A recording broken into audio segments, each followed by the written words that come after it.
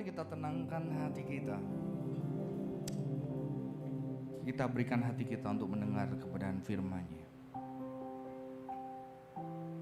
Tuhan, terima kasih untuk hari ini. Kami boleh ada di tempat ini dengan segala keberadaan kami, tubuh kami bisa memuji, menyembah Engkau. Kami bisa senyum bersama dengan teman-teman kami. Kami bisa menyapa seorang dengan yang lain. Walaupun tentunya tidak semua hati kami dalam keadaan siap. Ada kami yang punya pergumulan juga pastinya. Yang kadang kami juga belum bisa ceritain sama orang lain.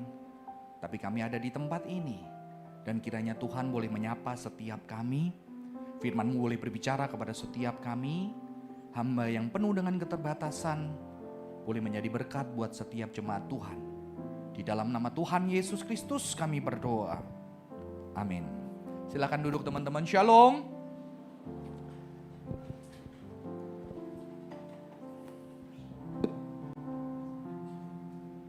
Teman-teman, ketika 1 tahun biasanya sebuah tema di gereja ini sudah diberikan, ada keuntungan bagi pembina untuk memilih tema apa yang saya mau pilih untuk jadi saya pembicaranya, ya. Dan saya tertarik kadang-kadang memilih tema-tema yang saya belum pernah belajar supaya saya bisa belajar ketika menggumulkannya, yang belum pernah saya khotbahkan teman-teman. Dan hari ini kita akan berbicara tentang why compassion matters. Mengapa belas kasihan itu, kemurahan itu penting sekali, saudara-saudara.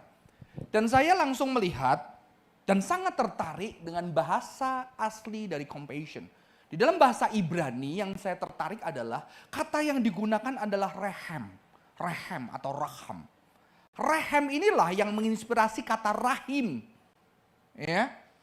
Jadi begitu kita berbicara tentang compassion, kawinilah seorang perempuan sundal dan peranakanlah anak-anak sundal karena negeri ini bersundal hebat dengan membelakangi Tuhan. Tidak dijelaskan apakah Hosea jatuh cinta sama Gomer, ya tidak. Pokoknya dia nikah dan dia punya anak. Kabarkan bahwa kisah Hosea ini melambangkan cinta Tuhan yang tetap mencintai Israel sekalipun dia terus hidup di dalam perzinahan yang terus menyakiti hati Tuhan. Saudara mau jadi Hosea? Saya tidak. Ya. Ini perintah apaan? Untungnya cuma Hosea yang diperintahin. Jadi ayat ini mungkin tidak berlaku buat kita. Tapi ayat ini berlaku apa? Cinta Tuhan digambarkan seorang pria yang menikahi seorang wanita. Yang terus ketika dinikahi, dia terus melacurkan dirinya. Dan ternyata Tuhan memerintahkan seperti ini, saudara-saudara. Jadi film ini, saudara-saudara, melambangkan cinta Tuhan. Dan saudara tahu, akhirnya Michael ini dengan uangnya hanya seorang petani kotor. Dia akhirnya membebaskan Angel untuk dijadikan istri. Dan Angel merasa, aduh, gak ada gunanya kamu. Kamu sama kayak pria lain. Gak ada gunanya kamu menunjukkan cintamu sama cowok sama aja. Gak ada, udah. Pasti yang kamu mau seks, udah selesai. Dan dia gak percaya ada cinta itu, teman-teman.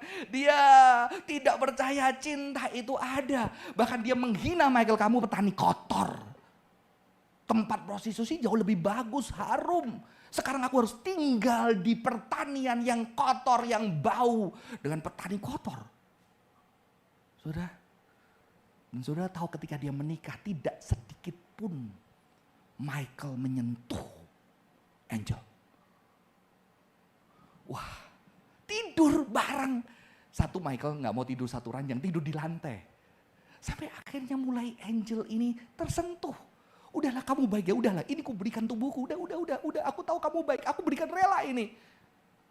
Michael bilang, no, belum waktunya. Loh, karena sekarang tubuhmu belum menerima cinta itu sejati, dia udah dinikahin saudara-saudara. Tidak disentuh cukup lama. Ya. Saya tertarik dengan sebuah kutipan, tulisan dari Fyodor Dostoyevsky. Hell is the inability to love. Neraka adalah sebuah kondisi ketika seseorang tidak punya kapasitas untuk mencintai. Maka saya memahami dosa Itu sebagai sebuah kondisi manusia tidak bisa lagi mencintai karena kita percaya dosa melawan firman Tuhan. Firman Tuhan utama adalah cinta. Dan ketika kita tidak mau mencintai, di situ kita hidup di dalam dosa, saudara-saudara. Maka Tuhan datang menunjukkan cintanya dengan tubuhnya supaya manusia percaya cinta itu ada. Dan di sini kita melihat Michael di film ini seperti Hosea yang terus menunjukkan cintanya. Sampai angel mengatakan ini, I don't know how to love. I've got too many demons. Saudara-saudara.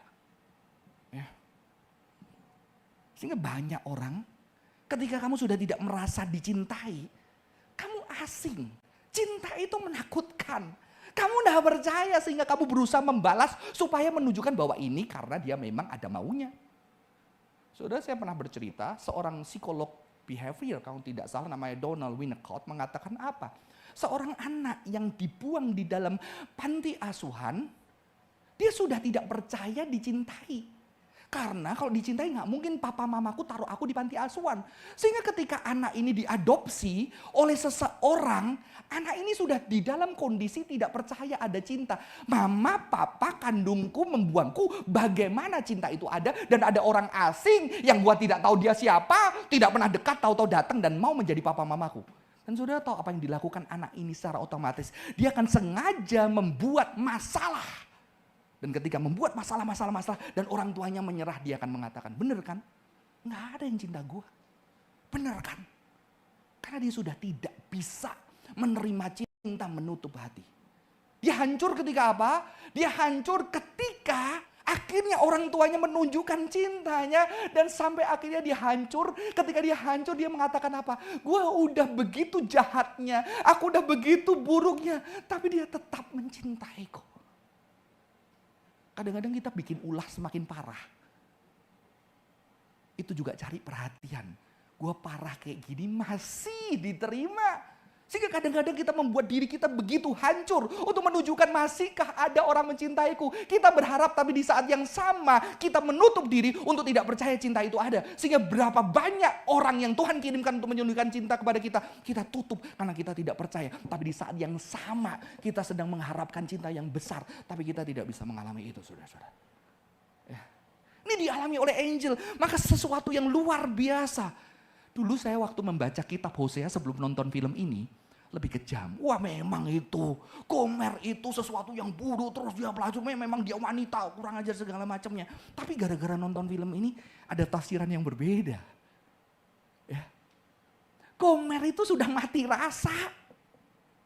Karena hidup sekian lama dengan begitu buruknya, dia udah gak tahu cinta dan dia udah gak percaya itu. Dan itu dilakukan natural. Di film ini dikatakan apa? Karena kasihan angel ini, saya nggak akan kasih tahu sampai akhirnya. Karena dia lihat mama, angel ini adalah anak seorang pria kaya yang menjadikan mamanya seorang istri tidak sah. Istri gundik, tapi ketika wanita akhirnya mamanya ini sudah tidak suka, dia dibuang di jalanan. Dan ketika mamanya datang, ini anakmu. Wah, gue udah banyak anak, gak butuh lagi dia. Di situ akhirnya mamanya jalan di perjalanan. Dan dia sejak SD udah ngelihat, sejak kecil. Dia udah lihat mamanya untuk bisa hidup harus menjadi pelacur. Sampai mati kena penyakit. Dan akhirnya dia menempuh jalan yang sama. Dan saking tidak ada cinta dirinya. Ketika dia menjadi seorang wanita yang sangat terkenal, sangat kaya, papanya masih brengsek. Dan dia mau menghukum papanya yang terhormat itu dengan akhirnya memberikan tubuhnya buat papanya. Sampai papanya shock karena gua anak lu sendiri. Dan papanya mengakhiri hidupnya. Saudara, ini film gila sih, gelap. Ya. Karena dia udah gak percaya, gak ada gunanya tubuhku, diriku gak ada gunanya. Dan di sini saya melihat berbeda ketika saya mencoba membaca ini. Gomer adalah seorang wanita yang mungkin sudah tidak bisa merasakan cinta. Yang udah bebal. Yang udah kebal, saudara-saudara. Maka kita lihat Hosea 3 ayat 1 dan 3, saudara-saudara. Berfirmanlah Tuhan kepadaku, pergilah lagi, cintailah perempuan yang suka bersundal dan berzina, seperti Tuhan juga mencintai orang Israel, sekalipun mereka berpaling kepada Allah-Allah lain dan menyukai kue kismis gitu ya. Ini unik sekali ya, ada kue kismis saudara. Ya. Jadi saya sangat tersentuh dengan tafsiran pengarang tadi, walaupun tentu bisa diperdebatkan, bahwa ternyata ada orang-orang yang sudah tidak bisa merasakan cinta. Dan Tuhan datang, Tuhan suruh orang-orang seperti Michael ini untuk menunjukkan cinta. Karena dia taunya cowok-cowok semua seks.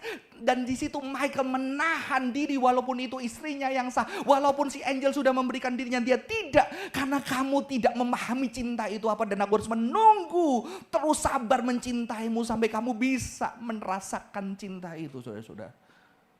Karena selama ini dia melihat semua orang hanya mengingini tubuhnya. Dan tidak ada yang sungguh-sungguh mengasihi dia. Dan Angel mau membuktikan bahwa lu sama aja dengan pria itu. Ku kasih semua, lu sama aja. Ini yang kamu inginin. Dan dia tidak kasih. Wah, bergumul banget tuh Michael. Serius, di filmnya juga kelihatan bergumul. Dia pria normal, saudara-saudara. Dan ini sesuatu yang luar biasa. Saudara-saudara, ketika saya membaca satu buku, saya coba kaitkan dengan ini. Ada satu buku yang mendapatkan penghargaan New York Times bestseller, saudara-saudara. The Body Keeps the Score, Brain, Mind, and Body in the Healing of Trauma. Saudara-saudara, ternyata ada seorang ex-Vietnam, tentara, dan dia ketika pulang dari Vietnam, saudara-saudara, setelah perang Vietnam, banyak tentara yang mati bunuh diri daripada yang mati di Vietnam. Kenapa? Dia gak mampu lagi ketika kembali ke kenyataan. Dia sudah tubuhnya itu dilatih setiap hari, adrenalinnya naik untuk perang, untuk hidup. Sehingga ketika dia hidup normal gak bisa, saudara-saudara. Karena otaknya selalu dikondisikan untuk terus bunuh, perang, siaga. Ya. Maka kalau teman-teman pernah nonton film Jason Statham, Hummingbird. Ya. Jason Statham itu tentara khusus Amerika yang dilatih untuk membunuh orang dengan dahsyat. Tapi ketika dia sudah tidak di dalam kondisi perang, dia ketakutan dengan dirinya karena dirinya bisa menyakiti istri dan anaknya. Dia memilih lari dari rumah, dia mabuk tiap hari, dia diaktifkan tubuhnya dan dia jadi gelandangan yang dipukulin orang, ditendang orang supaya dia nggak nyakitin orang. Hummingbird. Ya, tontonan saya serem juga ya. Dan ternyata di dalam buku ini, saudara-saudara, ketika tentara ini diberikan satu obat untuk supaya dia bisa lebih rileks, dia lebih tidak mimpi buruk, teman-teman. Ternyata obat itu nggak diminum. Dan dia mengatakan, I realize that if I take the pills and the nightmare go away, he replied, I will have abandoned my friend and their deaths will have been in vain. I need to be a living memorial to my friends who died in Vietnam. Ya. Dia tahu dia bisa bebas, tapi dia nggak bisa. Karena banyak temanku mati. Ada compassion di situ, tetapi juga ada satu kondisi yang begitu miris. Aku nggak mau nanti aku lupa. Maka kenapa dia nggak bunuh diri? Karena gue harus hidup, karena tubuhku itu memori teman-temanku yang mati yang aku nggak bisa selamatin. Sudah di sini ahli itu yang menulis buku ini bilang ketika menangani kasus ini dia melihat trauma dan otak dan tubuh manusia itu begitu berbeda. Ya. Ya. Dan saudara-saudara tahu, Tam sangat menyakiti orang-orang yang dicintainya ketika dia pulang ke Amerika. Dan dikatakan oleh ahli ini bahwa Tam itu sedang mengalami emotional numb. Sebuah kondisi yang mana emosi itu sudah tidak bisa merasakan. Sehingga dia merasa jauh dengan kenyataan, jauh dari orang-orang yang dicintai. Dia nggak bisa ngerasain yang lain kecuali kekerasan. Dan terbukti ketika para ex-veteran Vietnam ini diputarkan film-film perang, langsung mereka punya semangat hidup. Langsung tubuhnya semangat, adrenalinnya naik. Karena itulah yang membuat mereka hidup setiap harinya selama bertahun-tahun di medan pertempuran. Mungkin ini perlu ikut ke tempat Isya ya. Tubuhnya dikondisikan bertahun-tahun dengan kondisi yang berbeda ya. Saudara-saudara. Saudara-saudara, ini adalah sebuah kondisi yang sangat mengerikan. Orang mengalami emotionally numb.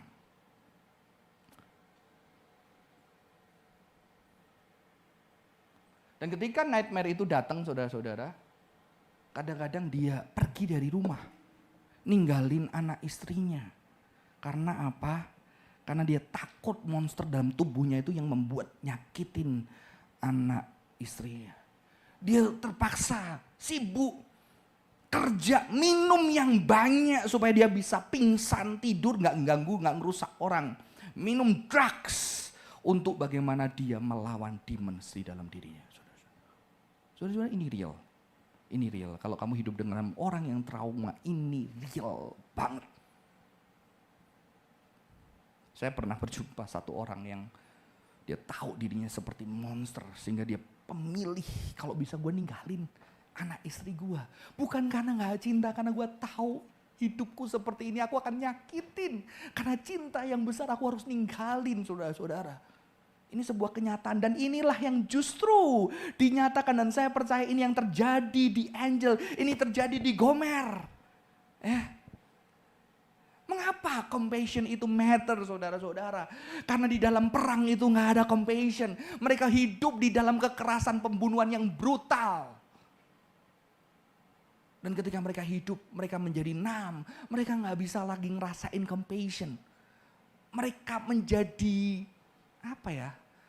Kalau kita punya handphone, bagian yang kita menangkap sinyal itu error. Sehingga ada sinyal yang kuat, 5G, 6G, kita gak bisa nyampe. Ya. Dan yang saya lihat bahwa Tuhan terus berulang-ulang melalui Hosea mau menunjukkan cintanya kepada Gomer, cintanya kepada Israel yang mungkin sudah numb, sudah tidak bisa merasakan cinta Tuhan. Saudara, mengapa compassion matter, saudara-saudara? Karena compassion bisa overcome our emotional numbness. Bisa. Saudara-saudara, saya cukup bergulat dengan mental health saya. Tapi dulu saya tidak bergulat. Sebelum saya masuk sekolah Alkitab, saya pikir saya beres. Karena saya berusaha menjadi orang yang kuat. Kalau saya olahraga, saya kuat. Maka olahraga itu kadang-kadang menerapi, mengapa? Karena kita nahan rasa sakit sampai tubuh kita nggak bisa ngerasain sakit. Sehingga ketika kita sangat sakit, orang pikir kalau dia merasakan itu sakit, kita udah nggak bisa ngerasain. Karena kita namkan emosi kita. Tubuh kita namkan. Ya. Dan saya pikir ketika saya sampai kuliah S1 hidup saya oke. Saya bisa jalanin hidup, saya bisa ketawa, cuma tahu-tahu bengong sendiri, ditanya kenapa bengong, nggak tahu alasannya. Itu paling bahaya, lu sakit tapi lu nggak tahu lu sakit. Dan ketika sakit karena apa, sedih karena apa, lu nggak punya reason karena udah terlalu kompleks. Puji Tuhan saya masuk di sekolah STTRI. Dan itu langsung tertangkap oleh konselor saya, Johan. Pendeta, kamu kelihatan senyum terus setiap hari dari pagi, siang, sore. Emang lu gak pernah sedih? Saya jadi, gue gak pernah sedih ternyata. Terus saya lihat kaca. Coba Johan ekspresikan jujur kalau kamu sedih. Saya ke kaca, bingung. Ini kan udah gila ya. Dan begitu ketemu konselor saya karena tinggal di asrama, saya langsung, saya lagi sedih atau seneng? Saya lihat dia, saya coba ekspresikan sedih atau seneng. Kalau ekspresi itu gak dipikirin, mengerti? Akhirnya saya bilang sama konselor, Bu saya nyerah, kenapa? Ketika ibu, ketemu ibu saya panik, Bu Asri. Saya lagi sedih atau bahagia ya? Saya mencoba, masa lihat kaca dulu Bu ya, saya gak bisa ekspresiin teman-teman. Karena saya sudah lama gak menangis. Karena saya ganti dengan tawa. Makanya baru publish semalam tawa dan spiritualitas saya di Hello God gitu ya, promosi ya. Saya bilang bahwa tawa itu justru mengekspresikan sakit yang paling dalam. Makanya orang gila itu kan ada yang ketawa nggak berhenti kan. Jadi kalau kamu punya temen yang ketawa terus nggak berhenti, tabok.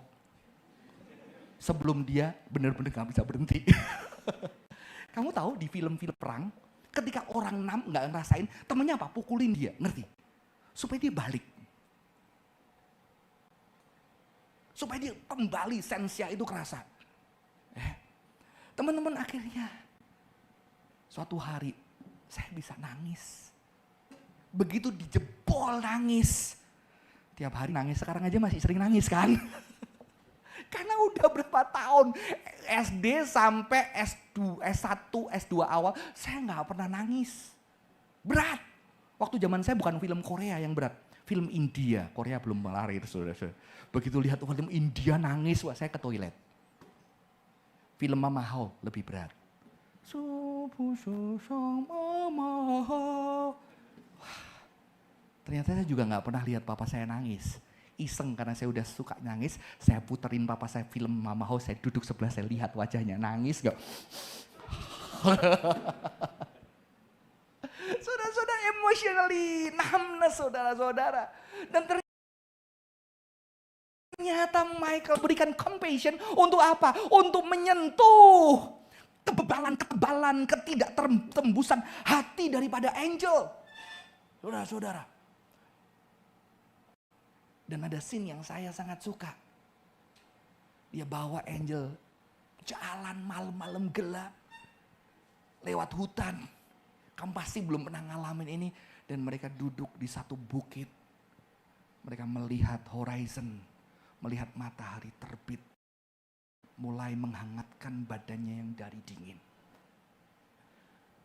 Dan angel ngomong, you know, I never paid attention to sunrise and sunset until you brought me. Saudara-saudara, compassion itu membuat hati kita yang udah gak bisa ngerasain itu bisa ngerasain. Bukan hati kita, tubuh kita, karena manusia adalah tubuhnya. Dan kalau saya melihat dunia sini sedang mengerjakan apa, saudara-saudara? Dunia ini sedang membuat kita numb. Lu kejar, lu dapat ini, lu nikmatin, lu bisa nikmatin semua. Sampai batas rasamu itu enggak bisa rasain, betul? Kalau kamu pernah coba cabai level 7, setelah puncaknya mau di levelin 20 rasanya sama karena udah enggak bisa rasain, betul? Kadang-kadang mungkin kita dikasih kenikmatan yang dahsyat. Sampai kita udah numb dan udah gak bisa ngerasain lagi. Karena tubuh manusia itu luar biasa. Tubuh manusia itu luar biasa ketika tubuh kita mengalami trauma yang dalam. Ada satu respon, tahu-tahu tubuh kita bisa shutdown. Shutdown untuk apa? Untuk melindungi supaya gak hancur. Karena yang masuk itu begitu dahsyat. Saudara-saudara, di zaman saya nggak internet porn, tetapi ketika internet porn, apa akibatnya? Internet porn itu sebuah gambaran seksualitas yang ribuan. Dan itu lebih danger dibandingin zaman dulu VCD. Karena itu nggak ada henti dan saudara tahu yang bekerja ketika internet porn itu saudara-saudara, itu ada sistem kebaruan. Ada baru. Kayak nonton sinetron, nggak puas. Baru, hari nggak tidur gitu kan. Sehingga tubuh kita udah gak bisa rasain capek, dinaikin lagi. Dan celakanya pornografi di dalam internet itu seperti sedang kayak membawa kita menuju puncak kenikmatan, tapi habis itu di-cut. Naik lagi di-cut. Ini ilmu otaknya. Sehingga akhirnya ketika orang terjebak, dia juga mengalami penguasaan. Kan dia sedang dinaikin terus di-cut, cut. Dan ribuan seharinya. Dan itu membuat dia tidak bisa merasakan.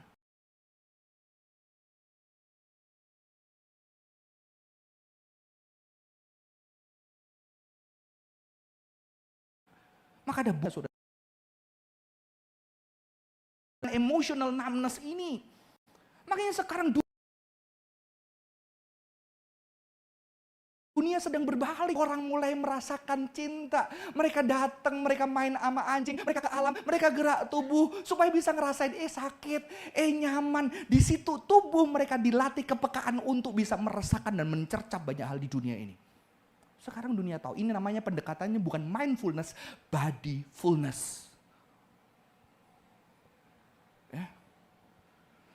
Ada teman kita yang sakit banget sakitnya. Sehingga kadang ketika sakit mungkin bilang udah gak kuat lagi. Tapi saya ngomong, di saat yang sama, lu bisa ngerasain kelegaannya ketika sakit itu sedikit hilang. Bener kok. Benar, jadi bisa mengimbris sakit itu begitu dalam, mengimbris lega begitu dalam karena pernah mengalami sakit. Tapi kita cenderung tidak mau masuk di sana dan kita cenderung udah gue nggak apa-apa. Kita namkan sehingga kita tidak bisa mencercap kehidupan di dalam hidup kita, saudara-saudara. Saudara-saudara, disinilah mengapa compassion itu matter. Karena compassion itu bisa menghidupkan dari emotional numbness kita. Dan itu kerasa banget ketika ada orang yang berbelas kasihan dan menyentuh titik kita yang paling dalam. Yang kita nggak pernah dapat, di situ kita hancur. Dan di situ kita merasa dicintai, saudara-saudara. Dan disitulah kita bisa tersentuh. Dan numbness kita dihancurkan. Ya, setelah kejadian konseling itu, saya sering nangis.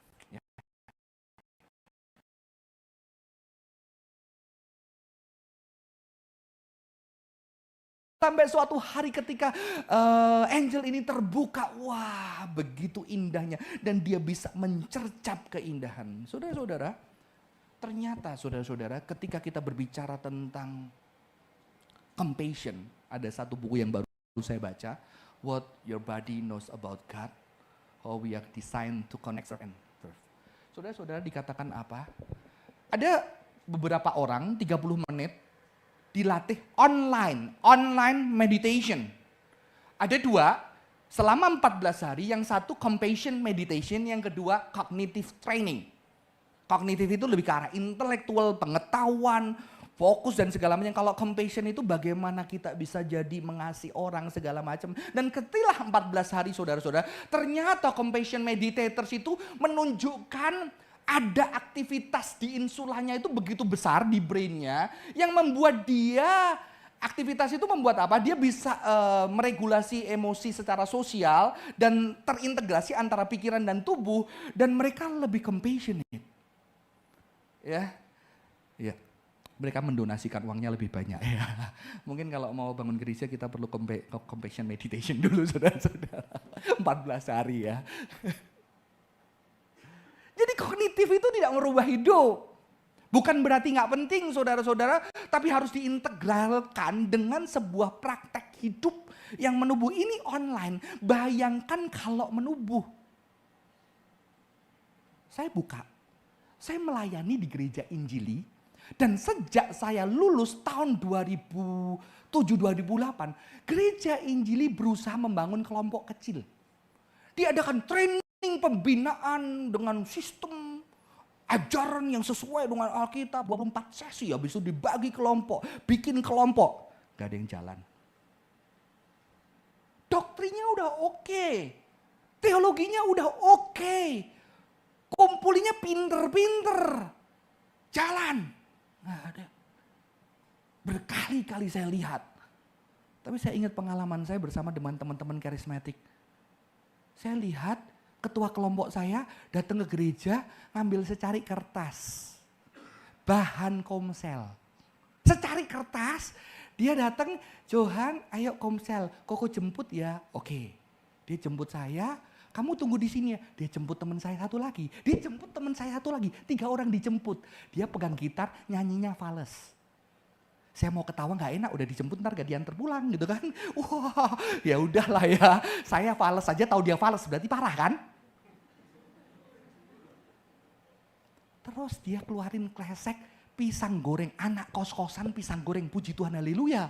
Wah kita makan, 3 bulan pisang goreng, terus Koko uangnya nipis boleh gantian enggak gitu ya. Akhirnya kita 3 orang gantian teman-teman. Terus tahu-tahu saya punya sepeda motor, Johan ayo kita jemput bareng-bareng. Saya jemput 3, dia jemput 3, bisa 10, 12, tahun depan bisa bagi. Enggak ada doktrinnya. Bukan berarti doktrin enggak penting. Tapi kita kehilangan inti. Ya. Sampai sekarang saya ingat namanya. Koko enggak ganteng.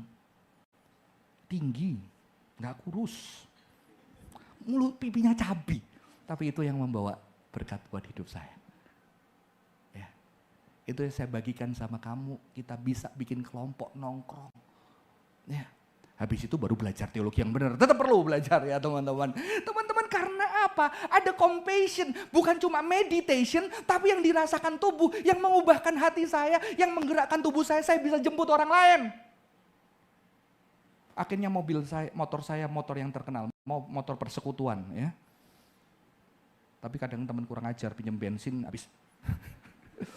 Ya tapi ya udahlah, saya lebih oke lah, walaupun tidak kaya, mereka lebih miskin daripada saya gitu ya. Ya udahlah, teman-teman, motor saya itu dipinjemin mana-mana gitu. Kadang-kadang saya nunggu, gue nggak bisa jalan kaki gara-gara teman pinjem jemput teman lain. Teman-teman, itu sesuatu yang indah. Compassion itu membuat apa? Orang yang nggak bisa ngerasain cinta bisa ngerasain cinta. Yang 6 menjadi 6, teman-teman. Maka kita lihat ternyata compassion itu bisa di-cultivate, dia bisa dibentuk. Ini wajah ketika dia pertama jadi istri dipeluk, tapi dia tetap kaku beku karena dia tidak percaya cinta itu. Mulai disuruh ikut nanam sayuran gitu ya, ikut belah itu, ngomel-ngomel. Kenapa? Dulu gue pakai minyak wangi, tinggal tidur, tempat kamar gue bagus. Sekarang gue di peternakan, ada ayam, ada apa. Dia nggak bisa nerima, tapi lama-lama dia mulai rasain cinta. Dia mulai tubuhnya biasa merasakan, bukan cuma cinta, merasakan keindahan di dalam setiap ciptaan Tuhan.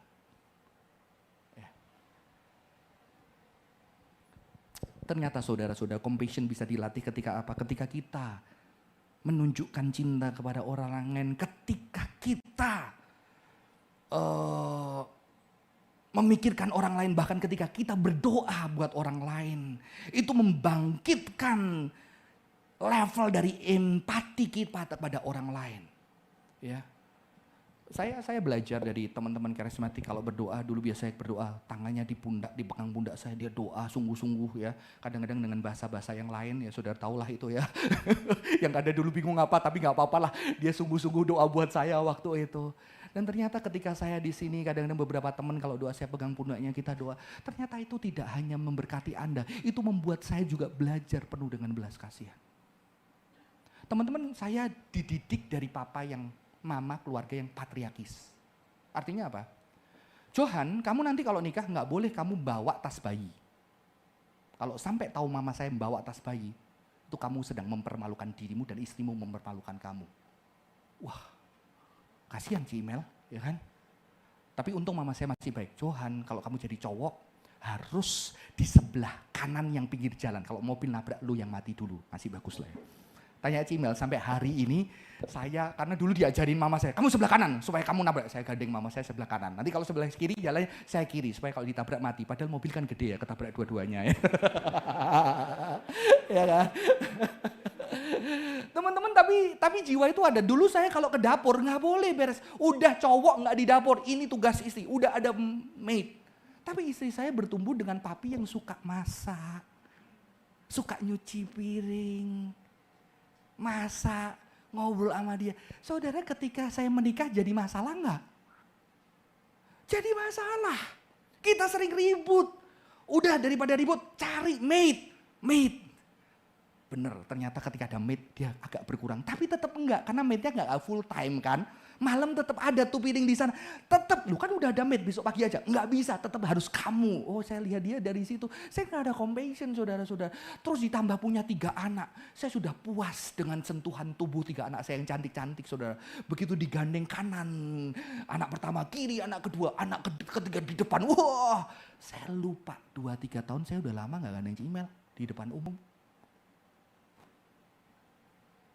Saya untung punya kakak rohani yang cukup oke. Bukan patriarkis. Saya ingat ketika Cimel sedang habis lahirin di rumah sakit, saya duduk bahagia. Biasa dididik secara Chinese, patriarkis, kurang sentuhan ya kan. Saya lihat, teman-teman saya udah cerita belum? Papa saya, anak saya pertama nggak digendong. Harusnya kan kong gendong, dia nggak gendong. Ini Pak, nggak. Kenapa Pak? Nggak mau. Setelah saya tanya, takut. Nanti kalau kepalanya lepas gimana? Jadi 2 anak saya nggak pernah digendong bapak saya. Ya, cuma 1 kali, ayo coba tak pegangin nggak lepas. Akhirnya dia pegang terus dikasih lagi, cuma 1 kali. Ya, saya tidak dilatih, tapi oleh kakak rohani saya. Ketika Cimel masuk geledek habis operasi, saya cuma di sebelah senyum-senyum, saya ngobrol sama kakak rohani saya bilang, kamu kesana cium istri kamu. Saya peluk, saya cium. Nggak kepikir. Gantian saya ketemu teman orang Batak yang tidak ada perasaan. Istrinya baru dioperasi. Kamu kesana, cium istrimu. Saya belajar saudara-saudara. Compassion yang nyata diberikan saudara-saudara. Dan itu tidak hanya merubahkan. Dan saya ingat akhirnya mulai gandeng tangan istri saya lagi setelah tiga-tiganya gak mau digandeng, ya kan? Mulai.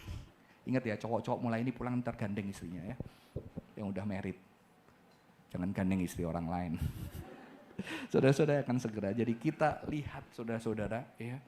Ternyata cinta itu bisa dilatih, compassion itu dilatih. Dan Tuhan menunjukkan compassion yang tertinggi dengan apa? Memberikan dirinya, tubuhnya, terkoyak, tercurah. Untuk kita bisa merasakan cinta sehingga kita akan mengatakan, gue gak ngerasa dicintai. Tuhan mengatakan tangannya kurang cukup, masih gak cukup. Dan ternyata ketika gak cukup, ketika orang-orang gak mau Tuhan, Tuhan bisa nyatakan melalui tubuh anak-anaknya. Bukan tubuh yang terkayu salib, tetapi tubuh anaknya saudara dan saya. Supaya orang bisa ngerasain belas kasihan yang nyata. Pernah ngalamin belas kasihan dari teman kita? Pernah teman kita ngerasain belas kasihan dari kita? Saya percaya pasti pernah saudara-saudara. Saudara-saudara, ini bisa dilatih, ini anugerah Tuhan yang Tuhan berikan untuk akhirnya kita harus cultivate. Karena ini bisa merubahkan hati orang yang mulai kering dan dia akan bisa merasakan cinta melalui tubuh Anda dan saya yang adalah tubuh Kristus, saudara-saudara. Dan ternyata ketika kita memberikan, kita juga dibentuk, saudara-saudara. Ayat tadi mengatakan Allah itu penuh dengan anugerah dan belas kasihan yang begitu penuh. Dan ini digambarkan sebagai rahim, fisik rahim ibu yang merawat dan meruat dengan penuh kasih sayang. Dan ketika seorang ibu meruat anaknya, ada the chemical of compassion yang bernama oksitosin. Buku tadi mengatakan ada chemical compassion yang bernama oksitosin. Yang meledak ketika ibu ini hamil melahirkan secara normal. Otaknya meledak, oksitosin yang membuat dia, walaupun anak itu berkhianat dan menyakiti dia tetap mau percaya. Kalau lahirnya normal enggak. Tapi ketika menyusui, otak ibunya ada oksitosin, anak ada oksitosin. Makanya sedih ya, udah sesar, susu formula. Tuhan masih baik ketika ibu mendekap anaknya. Muncul oksitosin di anak dan di babynya, saudara-saudara. Tapi ternyata kasihan anak-anak sekarang susu formula, lahir sesar, oksitosinnya meledak sama suster. Sehingga ketika Anda pergi, anak Anda tidak menangis, tetapi suster pergi, dia kejang 3 hari. Tuhan udah kasih. Suami dan istri ketika berhubungan seksual, ketika dekat itu ada satu kepercayaan. Maka ketika orang-orang belum menikah berhubungan seksual dan udah itu ada kepercayaan sehingga kalau dia jahat tetap aja mau bego gitu kan. Karena kamu sudah kasih yang Tuhan desain untuk kamu bisa setia di dalam sexual relation, yaitu oksitosin, saudara-saudara. Saudara-saudara, inilah yang Tuhan mau nyatakan kepada dunia ini. Dan ketika seseorang penuh dengan sukacita, cinta, kedamaian dan kindness, dia sedang melatih otaknya untuk merespon kehidupan dengan compassion. Jadi ternyata saudara-saudara ketika kita terus melakukan compassion, di bagian saraf-saraf tubuh kita itu ada muscle yang kayak dilatih sehingga kita sudah terbiasa. Melakukan itu secara otomatis saudara-saudara, semakin kita melakukan itu semakin efektif. Jadi kita melihat begitu indahnya Tuhan menciptakan tubuh kita, tetapi karena kebencian, karena dosa, karena kekecewaan kita udah gak bisa ngerasain itu. Tapi Tuhan menyatakan cinta melalui tubuhnya dan melalui umatnya yang adalah umat Tuhan. Tuhan menyatakan cinta sehingga kita bisa merasakan cinta dan kita bisa berbagi sama orang lain. Saya akan akhiri compassion yang saya alami. Ketika kami menikah, kami di Surabaya, tidak ada keluarga kami. Keluarga saya tidak di Surabaya, keluarganya Ci Imel tidak di Surabaya. Dan sesuatu yang indah ketika deket-deket Cincia. Ternyata ada saudara kalau tahu pemimpin Merit Enrichment di Surabaya yang bernama Pendeta Nyoman. Dia tahu kami gak ada siapa-siapa, gak dapat angpo pasti. Saya gak dikasih angpo sih. Tapi dia datang terus dia, Johan sama Imel datang ke rumah. Jadi saya duduk makan bersama dengan keluarganya. Terus mamanya ibu Made itu memasakkan asam-asam ini keluarga kami. Terus mereka cerita tentang keluarganya. Saya jadi ambil bagian dan saya merasakan compassion. Buat saya yang nggak tahu Cynthia mau kemana, nggak ada keluarga, saudara-saudara. Saya merasakan itu. Sehingga sekarang kami juga suka kadang-kadang bareng duduk makan sama orang, saudara. Dan sesuatu yang mengharukan adalah ketika saya harus berhenti pelayanan dari gereja itu, saya diberhentikan. Dan saya tidak ada tempat yang terbuka. Ada teman bercerita, Pendeta Nyoman naik ke satu mimbar. Dan ketika dia berkhotbah, dia menangis. Ketika kita merayakan Natal, saya mengingat ada teman kita yang harus kehilangan pelayanan dan pekerjaan. Yang harus di rumah, menangis bergumul tidak tahu hidupnya harus kemana. Saya merasakan compassion itu, saudara. Sehingga setiap Natal saya membayangkan siapa yang akan berduka di Natal ini. Yang saya bisa jadi teman, karena Natal itu tidak selalu berita baik buat orang. Saudara, buat orang-orang, kadang-kadang gereja kita sering mengadakan acara bulan keluarga dan segala macam. Tidak semua keluarga lengkap, saudara-saudara. Ada orang-orang yang sudah kehilangan orang yang dicintai papa mamanya. Dan begitu ada bulan keluarga boleh tetap menyentuh. Tapi ada keluarga yang sudah bercerai. Yang ketika bulan keluarga dia datang ke gereja itu menyiksa sekali. Kadang berapa banyak kita ingat ada jemaat kita yang seperti itu. Dan bagaimana acara kita berikan yang hospitable terhadap teman-teman yang seperti itu. Bahwa mereka juga adalah keluarga dari umat Tuhan. Saudara-saudara, kita perlu compassion lebih lagi. Supaya orang di sekitar kita merasakan compassion. Amin. Mari kita menyanyikan satu pujian. Berkat kemurahan-Mu. Saya minta singer, worship leader boleh bantu. Saya suka lagu ini. Berkat kemurahan-Mu. Perlu compassion karena itu bisa menyembuhkan tubuh yang numb, yang gak bisa ngerasain cinta. Dan compassion itu Tuhan anugerahkan dengan memberikan tubuhnya, saudara dan saya.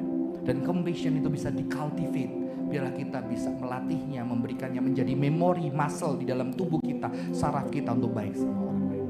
Mari kita pujikan lagu ini. Kau hiasi kehidupanku dengan kemurahan-Mu. Mari kita bangkit berdiri.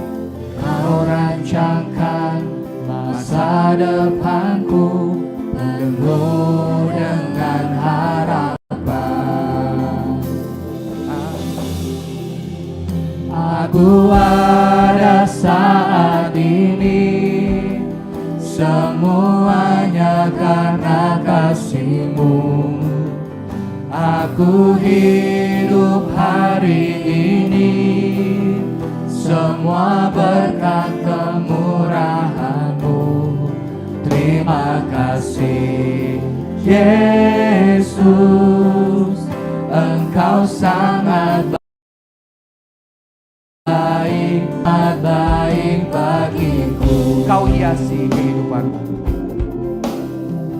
Kau hiasi kehidupanku dengan kemurahan-Mu. Kau rancangkan masa depanku dengan harapan. Aku ada hari ini. Aku ada saat ini, semuanya karena kasih-Mu. Aku hidup hari ini, semua berkat kemurahan-Mu. Terima kasih Yesus, Engkau sangat baik, teramat baik bagiku. Mari kita ambil waktu sejenak berdoa. Bagi yang datang bersama dengan keluarga, orang-orang yang dicintai, mungkin boleh pegang tangan atau pegang pundak pasangan Anda, orang tua Anda, kekasih Anda. Dan biarlah Anda boleh berdoa, biarlah aku boleh menyatakan belas kasihan Tuhan kepada keluargaku, pada istriku, suamiku, ayahku, anakku. Biarlah tubuhku bisa menyatakan. Bagi kita yang numb, yang emosi kita mati, boleh taruh tangan kanan di dada kita. Dan kita berdoa, biarlah Tuhan, aku bisa disentuh lagi, tubuhku, emosiku bisa merasakan belas kasihan Tuhan yang nyata dan juga melalui orang-orang di sekitarku. Bagi orang-orang yang kita cintai di rumah kita, yang kita bergumul karena kita sayang pada mereka, tapi terkadang kita sulit menyatakan karena kita juga pahit karena sayang kita. Kita berdoa, Tuhan, aku bergumul dengan orang yang sangat kucintai, tapi kadang aku menarik diri karena aku juga terluka. Tapi biarlah Tuhan boleh menolong aku menunjukkan belas kasihan kepada orang itu. Kepada yang kita punya anak di rumah, ingat wajah mereka dan berkata, doa sama Tuhan biarlah aku bisa menunjukkan belas kasihan yang akan mereka ingat di tubuh mereka sampai hidup mereka, yang membawa mereka dekat kepada Tuhan. Buat yang punya teman-teman yang kita kadang kurang peduli, kita boleh bilang, Tuhan aku mau jadi belas kasihan Tuhan. Nyatakan belas kasihan Tuhan buat teman-temanku. Terima kasih Tuhan, saya akan berdoa buat engkau. Tuhan, kami berdoa buat hari ini. Kami percaya belas kasihan-Mu yang begitu dahsyat, yang setia, yang menghancurkan kebebalan, ketebalan hati kami, sehingga kami bisa merasakan cinta Tuhan. Tapi belas kasihan-Mu tidak hanya berhenti di kami. Kau mau tubuh kami pun menyatakan belas kasihan, sehingga orang-orang yang sudah nam Tuhan, yang sudah tidak bisa merasakan belas kasihan itu, berjumpa dengan kami ketika kami tersenyum, mendekap, memeluk, berdoa buat mereka. Mereka merasakan belas kasihan Tuhan melalui kami. Buat kami yang nam Tuhan, biarlah kami boleh merasakan cinta-Mu Tuhan. Dan kami tidak tahu dengan cara apa, tapi kami mau Tuhan, dan biarlah Tuhan menyatakan cinta-Mu. Terima kasih Tuhan, terima kasih di dalam nama Tuhan Yesus.